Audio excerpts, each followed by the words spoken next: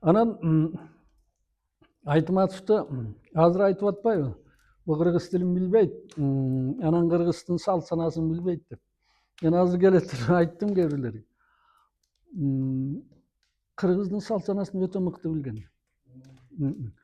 Анан кээ бирлер жанагы эмне жүргөндөр айтып атпайбы? Нанды бычак менен кесип туурап жеген эмес. Айтматов кол менен сындырып жеген. Бычак менен кескенин айтчу экен, кайсы атаңар ушу нанды бычак менен кесчү эле. Болбойт, бул кыргыздын салты эмес. Анан кийин ушагы жерге түшүп кетсе, ошону алып дейт.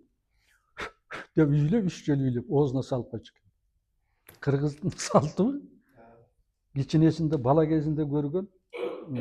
Эми башкаларын айтпай эле коеюн. Көп нерселери кыргыздын наркын, салтын ошо бала кезинде кыйынчылыкты көп көргөндө. Ошол кезде көкүрөгүнө түйүлүп, бекем орноп калган экен. Анан мындай киши, эми мындай ачыгын айтканда, кыргызга чанда эле келет эми. Эми мындан кийин Айтматовго окшогон киши чыгабы, чыкпайбы? Ал да чоң маселе. Менин жеке көз карашымда эми ушу бир кылымдан кийин кокус эле бирдеме чыгып калбаса билбейм. Ага чейин чыкпайт го.